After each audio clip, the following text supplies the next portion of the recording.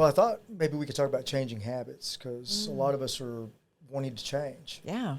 Yeah. And, there's a few things I say, like nothing changes unless we change. Without pain, we don't change. Usually pain is a good motivator. Also, at first you create your habits, and then your habits create you. So there's a lot of things, and a lot of things we're trying to change. So let's talk about change. They talk about, typically how many days it takes to change a habit. In your opinion, how many days does it take to change a habit? Gosh, I don't think you can put a number on it because Really? everybody's so different. Yeah. I think that one thing, if you don't take the right steps, you probably will never change. And change is kind of counterintuitive, like, people think we need to cut out, like specifically like in food, they think we need to just eliminate certain food groups. Well, anytime you do that, you create this thing called anticipatory anxiety. Okay. And it's the anticipation of not being able to eat something makes you want it even more. Or I call it the forbidden fruit syndrome. The minute I say I can't have it is the minute I want it even more. So, okay. So I gotta tell you, some of our girls in our office are doing the 75 hard challenge. I know you're in fitness. You probably have heard of 75 I have hard. not heard of that. Oh, No. really? Yes. Oh, my goodness. Okay. So what it is, it's reading 10 pages a day. Okay. This is creating new habits. 10 pages a day. No alcohol. Working out twice a day. Twice a day. Twice a day, 40 minutes each time. And then, one of those times has to be outside. And then the last thing, but not least, is drinking a gallon of water. Well, I think that's, there's always these 40-day challenges or however 75. The question is, what do I do after that?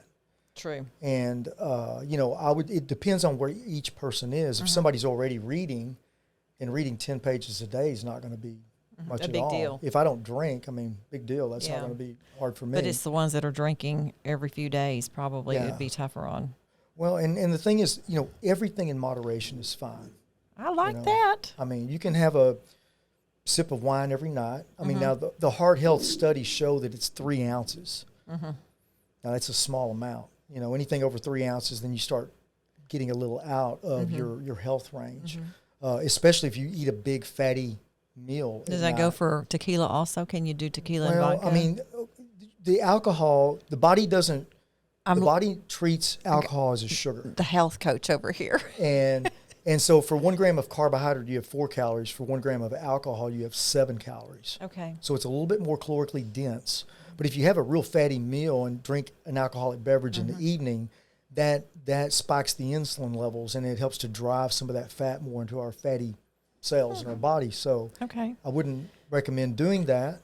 But sure, everything in moderation is fine. I never want to tell anybody that anything is off limits. You can eat Spam, you can eat pizza, you can eat hot dogs, you can have ice cream. Just don't do it every day. Just don't do everything. Everything in moderation. I gotta ask. I know I'm getting off point here, but you're like fitness guy. Do you eat pizza and ice cream? I had pizza last Saturday, but this Saturday we had Mexican food. Wow. And I had chicken quesadillas with about 3 bowls of chips and hot sauce. And then we finished it off with some ice cream. All right. So sure, I'll eat whatever I want on Saturday night. And then I just start back over the next day. What's your typical meal like, though? When you're A typical meal. I can start with breakfast. And it is, I do either a 3/4 cup of oatmeal or a 1/4 cup of grits, Quaker Quick grits, because it's low in sodium. I add protein powder to that, vanilla protein powder, after it's cooked. I add cinnamon. I add some raisins, and I add a little bit of Sweet and Low, maybe 2 or 3 packages of Sweet and Low. Wow. That's breakfast. A mid-morning snack is usually a protein shake with a banana, because you got to have a protein and a carb together, always. Lunch is chicken, rice, and I usually have some vegetables, or I'll do chicken with a baked potato, and I'll put usually either red wine vinegar on the baked potato with pepper, or I'll use maybe some non-fat sour cream. Okay. And that's kind of my dinner meal too. So I kind of switch them up a little bit. If I get hungry in the evening, I'll get like some Cheerios Okay. and do like maybe a 1/2 cup or 3/4 cup of just dry Cheerios and eat that. It's a good snack. Okay. Not many calories, not high in fat. So there's a lot of options we can, and I don't recommend that people eat like me. I've been doing this for 37 years, and food really it's taken on a different need of mine. It feels my need for just fuel. You know, now I love my cheat night on Saturday night, but once you get to eating like this, anytime you deviate off of that plan that you're on, you don't feel real good. So you don't have a positive response the next morning. You don't feel that good. It's kind of like a food hangover, and from the excess sodium. Because I try to keep my sodium low too. Okay, that makes sense. Yeah, the RDA, the recommended daily allowance is 1,200 milligrams, and the average American eats over 10,000 milligrams per day. Is that why we would go to Shogun's or Imato's or something like that when we leave the next morning and wake up and you just feel awful? You're bloated. You can't get your Yeah. rings on, or Exactly. things don't fit quite the same. And it's extracellular fluid. It's fluid in between the skin and muscle, and so you have this bloat feel. Okay. It's, you know, it's interesting when you eat carbohydrates. Carbohydrates pull water into the muscle, and the muscle is 70% water. So you can only have full muscles if there's carbohydrates present. That's why you should never do a low-carb diet. Okay? Makes sense. You want to have just enough and not too much, and that's true with anything. Yeah. Kelly, I'm a little bit different. I pretty much eat what I want, but I eat just a little bit. And that's fine. A little bit of you're what I eating in want moderation. anytime. Yeah. Sure. And activity, move. Yeah, for sure. You know, you don't have to specifically, and I'm in the gym, you don't have to really work out with weights to be fit, as long as you're moving. Now, there's different, you know, it depends on what your goals are.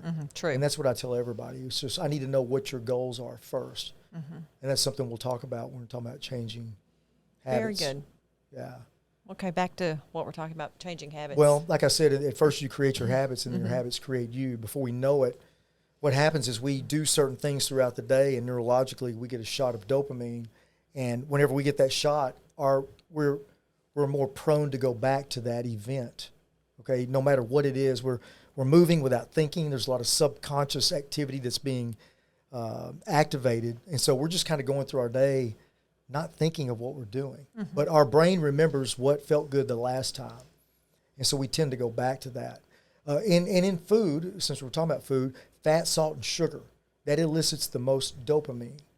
And so when people go, well, you don't understand me, I crave carbs. Well, we all crave carbs. It's just a matter that some have a little bit better impulse control than others. And two, if our diets are imbalanced, like if we have all carbs with no protein, then you may crave carbs more because you get more of a shot of dopamine. When you combine the carbs and protein together, it doesn't have that as much of that effect. And it keeps you satiated for a longer period of time, so that you don't find yourself hungry within 30 minutes. True. So it's very, very important. I know, you know, we're not specifically talking about food, but that is something that we seem to struggle with a little bit more. So when it comes to changing habits, really the first thing we have to do is identify what habit we're wanting to change. I mean, be very, very specific. If it's food, then we need to write down exactly, and I would do this all on paper. I'm big writing it down, because something about writing it down and seeing it with your eyes and it imprinting in your brain, it's going to have a greater effect. And so let's just like if you're doing a blueprint for starting your company, you've got to figure all this out, and you do it on paper, not in your head. So identify what habit it is that you want to change. The next thing you do is you set a clear goal. And I mentioned the last time, I believe, the SMART template, which is be specific. It's got to be specific, measurable, attainable, relevant, and timely. Okay, so be specific on what it is you want to change. And two, there's a quote I love. It says, a strong enough why can bear almost any how. So what is your why? Why are you wanting to change this habit? If it's to get ready for a high school reunion, it's probably not going to last very long. If it's to play with your grandkids, then that's going to be a bigger, stronger why. So what is your why? Why is it I want to change this habit? And then you can kind of go from there. And then we set goals. Be specific. It needs to be measurable. How will I measure this? Time bound, is it I'm going to set myself a goal for 3 months, and then maybe 6 months, and then maybe a year. Okay, so once we do that, then we need to figure out the triggers. I call it the triggers and the bullets. Okay, because if we have a gun with no bullets in it, then it's impotent. It doesn't shoot anything. But if you have bullets in it, then that's what we need to take a look at. So if you hear a song, if you see a person, all of these things can trigger us or give us a cue. And so, like, say you had a bad experience with somebody that you were selling a house for. And every time you see this person or this person's name is brought up, depending on how much they bothered you or threatened you, then you're automatically going to have this automatic or autonomic response. That lower midbrain area has got that in there for safety. I mentioned before that our brain's number one priority is survival. Now, that's sometimes this is where you get into cognitive distortions, is when you hear their name and you take off running down the hallway. That's a problem. Okay, and so we can address that, but what you do is you try to clarify and evaluate why I'm feeling that way. Or if you see a dog try to attack you, not all dogs are bad. Okay, so it's being calm, and there's some steps we can take to really minimize that autonomic effect. So understanding the triggers, write it down. Like I get hungry at 8 o'clock at night. Okay, well, we'll take a look at what you're doing. You know, it could be that you haven't eaten much all day. Usually people who skip breakfast tend to eat a lot at night, and it's a vicious cycle. So it's I don't eat in the morning because I ate so much last night, then I eat at night, I get so full, I'm going to skip breakfast. Makes sense, yeah. So you start eating breakfast. That's the most important meal of the day, breaking the fast. Okay? If you're wanting to start a running program, then we need to get a plan for that. You know, we need to be very, very specific. A running program. I'm sorry. I'm talking about identifying goals. But yeah, when it comes to rewards or triggers, we need to once we do establish that we in the presence of this, rather than going to food, I'm going to pick something else I'm going to go to. And so you're doing all this ahead of time, which makes it a lot more doable, rather than just, I'm feeling this now. What do I do? You know, in the world that we live in here at the Success Center, the changing of the habits for us, I mean, some of it's fitness, but a lot of those habits are doing the things that they need to do to be successful in their careers. And maybe they've got some habits, like maybe they're sleeping late in the mornings. Maybe they're not getting out of the house, before 9 or 10 o'clock. Maybe they're not reading those 10 pages, and maybe they're not studying on how to be a better business person. Right. Because they're an entrepreneur when they're selling real estate, and it's kind of up to them to be able to create those habits that will lead to success. Right. But if they're undisciplined, it's like they never can create the habits of being on the call at 8:30 in the morning, being at the training, and doing the prospecting that it takes to get the appointments to go sell the houses. That's what we're having to train and help people with. What do you suggest on those? Well, I mean, for me, I feel like I could be successful at any business. Okay. If I were to come to work here, what I would do is I would say, Cindy, I would like to take you to lunch if you have any time this week. And I just have admired what you have done for so long. You're very successful at what you do. You have a blueprint for me. And I have done this with people. And what happens is usually I try to take them out, but they end up paying for lunch. Because the thing is that we are excited that somebody has noticed or acknowledged the work that we put in. And I would want to know exactly what you do. Like, what do you start? When do you call people?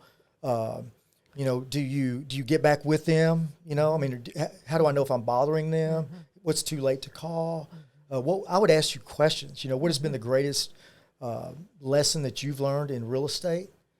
And I would pick your brain, because your people are successful. There's a model there. There's a blueprint for success. And I've done it in my training. I've went and sat in with a exercise physiologist professor for I don't know how many years. We were friends. I've done it with a counselor, a specific friend of mine that we meet all the time, and we just talk about the thing that he loves to do. And I can't believe I feel like I'm cheating these people because I'm getting all this valuable information for free. And so I just go to the people that have been doing a great job and who are known, and there's your blueprint for success. And then all you have to do is repeat that. And that's where it's tough. I think that's why mentoringship is so important, And if you have these people that you meet with on a regular basis, I mean, that's exactly what it is. It becomes a mentor Yeah. to you. Yeah, I mean, we need people who have done it. You know, they've been in the trenches. I mean, I've taken several college classes, but I have learned the most from people who have been there doing the work day in and day out. And I mean, you know, unfortunately, you've got to have that, or fortunately, you've got to have that college education now just to get your foot in the door. But I don't know. I see things changing a little bit. You give me somebody who's motivated. I can tell you this for my trainers. When I moved to Tyler, 30 years ago, 30-something years ago, I was looking around and thinking, who would I get to be a trainer? Which trainer? And I realized real quick that my best trainers were the people I was training, the ones who got it, that were practicing what I was giving them, the information. And so what I did is I encouraged them to go get certified because I can't teach a motivated person. You know, you can't teach motivation. You can help somebody to become motivated. But if you've already got that in this society, it's great. If you've got this drive, that's something that, I don't know, it's hard to change. It's hard to motivate people if you're not motivated. Very true. So, Very true. you know, I had my own trainers right there in front of me. And so that's kind of what I did. And you probably have met people along the way that you said, you should be a realtor. You know, they have good people skills. Absolutely. You can spot, it seems like when I can sit down with somebody just for 10 minutes and talk to them, you can tell whether they're going to be really good at this or not. Absolutely. Yeah. Absolutely. Yeah. You know, and it has a lot to do with motivation. You're right. It's already something internally that's built in. It is. There's that nature nurture. You know, we're born with some of it, and then we learn through the environment some of it. You know, one thing that I really try to stress with kids is try to get out and be more interactive with people rather than just texting or calling on the phone, which, God, we don't hardly call on the phone anymore. True. And you see that there's you know, you have kids getting out of college that, you know, they've got a great degree and they had a great GPA, but they really can't communicate. Absolutely. We're seeing it all the time. So how do we teach that? And it's hard. It can be done, but it's just a challenge, and so that's why we really, I think, need to encourage our kids to get out more and speak. And the Success Center, like you have, come and talk to people. You know, I'm huge on exposure therapy. Like if you are fearful of talking to a group, what I'll do, some people I've had, is I'll have them talk to one person, me, just get up and talk to me. And then what I might do is the next time I see them, bring another person in and just keep bringing more people in. And before you know it, you have to expose yourself to that thing you fear the most. And that's when you overcome something. And so you get into the psychology a little bit too, or a lot. That's a big component of it also. But just knowing what someone needs, the tools that they need, and you being a mentor, but then also directing them down another path of someone else that they might want to meet with. So I've done that too, and I've had some of the people that say, hey, you might want to talk to so-and-so. And so that's been my path, and I've just learned from other people that are really good at what they do. Absolutely. Absolutely. You know, I don't feel like, it's funny, I don't feel like I'm doing that much special, but it's only because people aren't doing much. So what I'm doing kind of is special. Isn't that interesting? Yeah. So I'm always my big thing is always do the right thing. You know, I treat people like I want to be treated. And, you know, if you've worked out with me, I'll probably call you that night and say, hey, you might have a little muscle awareness in the morning. And that's just an added little touch that you don't get from a lot of people. Absolutely. So anyway, some other things we can do is start small and be consistent. I always tell people you never learn how to swim in a stormy sea. You always learn how to swim in calm waters. So start with something small and achieve that. And then what you can do is that gives you more self-esteem, and it gives you more motivation and more confidence in your ability to make changes. And when you see that change, I think that inspires you to do more. You know, but what we do usually, we start off with the hardest thing. You know, I want to do that. And, you know, that is so far away. And there's something called the aspiration gap. And there's a little graph. And so this is where I am, and this is where I want to be. Okay, the higher the dot is up here where I want to be to where I am, the more anxiety it produces, more stress and anxiety. So it's okay here's where I am and this is where I want to be. But now let's take a look at the steps that we need to get there. Look at it on a smaller scale. Don't expect too much right up front. It's taken us years to get to where we are. It's going to take us a while to get where we want to go. But through that motivation and that the way you feel, you start feeling good about yourself, that's where you build confidence and self-esteem. So start off a little bit smaller and be consistent. Also, you got to think about your environment. Sometimes when people tell me what they want, I go, well, that's going to mean that you have to start doing a lot of things different on Wednesday night when you meet with a wine group. You're going to have to do things different on Thursday night when you go here, maybe to a bar, because you're wanting to lose weight or wanting to stop drinking as much. You've got to change your environment. You've got to stop putting that little bowl of M&Ms on the counter, maybe fill a basket with fruit. So we've got to create the environment that we want to reach those goals. And then that's okay. If you don't want to make those changes, then maybe we should reassess the goal. And so we can find something, the middle ground where you can be happy. Because you don't want to keep failing every time. And that's, I think, what happens a lot. Also, we need positive reinforcement. So go ahead and plan, when I achieve this weight loss, I'm going to reward myself with maybe, I don't know, it could be a purse or it could be a fishing pole. It could be something, one of your hobby things that you like. So you want positive rewards out of that. You don't ever, and don't ever try to stop an addiction without putting something in its place. We never lose an addiction. We just trade it for something else. Okay, so that could be, if I start riding my bike, or let's just say I'm not riding at all, and I start riding the bike at the gym 10 to 15 minutes, and I do that 3 times a week, then I can reward myself with a Peloton. So find something that you can reward yourself, because when we do things that we get something from it, we're more apt to do it.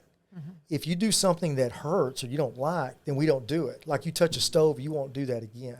It's called operant conditioning. I think Skinner was a big proponent of that. And then, we need to monitor our success. And so we can actually see it. Again, that's very, very important. There's a lot of apps that are out right now that you can do. Your journaling can do that. I think there's a tracker online that you can use. But be sure that you monitor your success, and that goes into that SMART, being the SMART template. Specific, measurable. It needs to be measurable. So those are just some of the things that we can do. We can learn from our setbacks. Perfection is not reality. Okay, I did not mess up my diet because I ate on Saturday night. That's not a mess up. That's just a one meal out of 35 meals in my week. If I'm eating 5 meals a day, that's 35 for the week, and that's just one meal out of many. Okay, that's not a mistake. And I did that intentionally. See, I take the power back rather than, oh gosh, I gave in. I gave into this, the alcohol or whatever it was. That's not a good position. I choose to do that. And when you choose to do that, you take ownership, and you're you're in a lot better mental position for it. And we have to be patient. Again, there's a quote that says, "Beware the fury of a patient man." And I use quotes a lot, because when I do something, all of these things pop into my head, and they're positive reinforcement. So that's some ways that we can. You said something a minute ago. I wanted to get back to it again. You talk about addiction. Do people that have addictions realize they have an addiction? You know what I mean? Because it's very hard for somebody to admit they have an addiction. Yeah, usually addicts can stop at any time. A true addict, they'll say, "Oh, I can stop whenever I want," trying to say that it's their choice. But in that process, their whole world is falling apart. And so we're all addicts to certain things. I mean, I mentioned before that I like to fish. So I'm fishing poles, rod and reels, but I also have to have some impulse control, because how many do you really need? Like purses or shoes. Okay. See, I was sitting here thinking about, I don't have any addictions, but if you called my husband right now, he would send you a screenshot of my closet and tell you she's got an addiction to shoes. Yeah. And purses.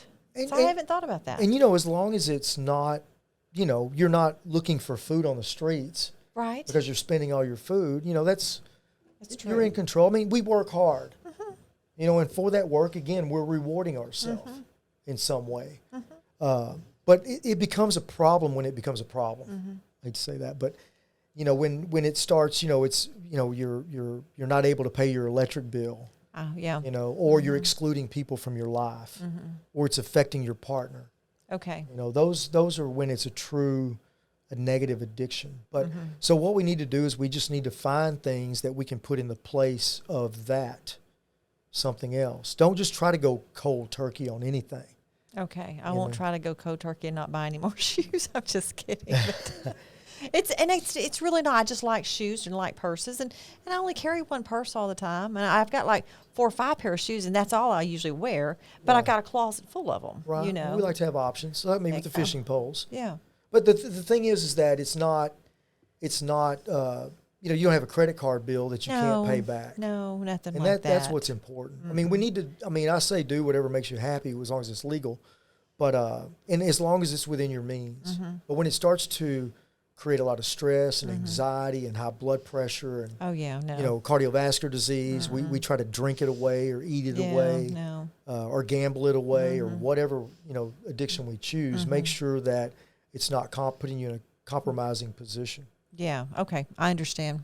But and I'm sorry to interrupt, but what kind of I mentioned before too. How do I want my life to be? What kind of person do I want to be like? And there was a couple of people when I moved to Tyler that were my models. It's like, wow, I like what he does. I like what he does. And I went with each one of those people and I sat down and then I took a look at what it was going to take me. I mean, that professor, I was going to have to read kinesiology textbooks. Okay. I was going to have to read nutritional textbooks. This guy that knew a little bit of everything, I was going to have to read a little bit of everything. And, the level of that I reached will tell you how much I really wanted it. I really want to play the guitar, and I have one. But how much have I played it? I haven't hardly played it at all because I have a lot of other things. But I don't beat myself up and go, God, I can't believe that I'm just stupid and I can't play it. It's that these other things I recognize are more of a priority than the guitar is. And I've got hopefully a little bit of time left. When I'm fully ready to take it on like I am these other things, then I will. But we get to really beat ourselves up, and that causes a lot of problems. Yeah, absolutely. Absolutely. So we're about to wrap up. What kind of advice would you give somebody that is really, really wanting to change some habits? Okay, I think the stages of change is we need to recognize and try to find out where we are. So there's in cognitive behavioral therapy, it's called the stages of change. You have pre-contemplation, contemplation, preparation, action, maintenance, and sliding back into it. Okay, so I'm not using the correct sliding back into it, but slipping back into our old routines. So that is a process that we go to. Pre-contemplation means I haven't even thought about it. I'm not ready to make a change. And if you mention one thing about it, that person explodes on you. I don't know if you've noticed, but again, since I'm a nutrition fitness guy, if I ever talk about food, you can always tell the person that they are not ready to change. Okay. And I'm not talking about food again. Okay. They kind of get a little upset about it. So pre-contemplation, contemplation, I'll start to think about it. Okay. Then preparation, I'm actually maybe setting up a session with a trainer. I'm buying Tupperware bowls. Action. Now I'm starting to fill up, learning how to cook, going to the gym a couple times a week. Maintenance, I'm in this for the long haul, so I've got to do this. How many times a week am I going to work out? Most people want to go 5. Don't do that. If you haven't been doing anything, go 1, then go 2. And after a month, then go 2 or 3. That's all you need, really. And then you slide off. We're going to slide back. But perfection, again, is not reality. So recognize where I am. I think using that aspiration gap, too, is very important. I'm right here, and this is where I want to be. What are the steps I need to take to get there? Take small, tiny steps, and you're always going to fall back into something, but it's not about falling back. It's about getting back on. And that's where you find your success. You find that you're falling back less, and you're staying on the track that you want to change that habit, the more times you stay with it, and you don't have as many falling back on those things. Very good. Very good. Great advice. For those of you that are joining us after, we did our first podcast last week. Kelly is the fitness trainer, and tell us a little bit about your actual title and exactly where you're working at this point. Okay, so I'm certified through NASM. I'm certified through Cooper Clinic in Dallas. I'm certified as a behavioral change specialist. I'm certified through cognitive behavioral therapy, neuro-linguistic programming. I would do the SMART program, which is a drug and alcohol abuse program. And I've been a trainer since I was probably, I guess, truly certified about 20, but I started training people about 18. I opened my first gym at 18 years old. And so I've been in this my whole life. And you are fascinating to talk to, guys. I mean, absolutely fascinating. You can learn so much about yourself talking to you, Kelly. And, you're one of our speakers here at Elevate here at the Success Center, and that's how I've gotten to know Kelly. Kelly's got a tremendous following of people that adore you. And so a lot of the people that work here that work out with you absolutely adore Kelly. So that's why we're doing this podcast. I'm from the real estate background, and I told Kelly, I don't want to talk about real estate. I want to talk about stuff that's really interesting. And so that's why we put together this Elevate series to elevate your life, your fitness, your finances. I mean, we're going to be talking about all different types of trainings and ways to elevate your life. And you can meet us here on Fridays. These are dropped every Friday. And we thank you for joining us today. Thank you, Kelly, for being here. yeah, thank you for having me again. Thanks.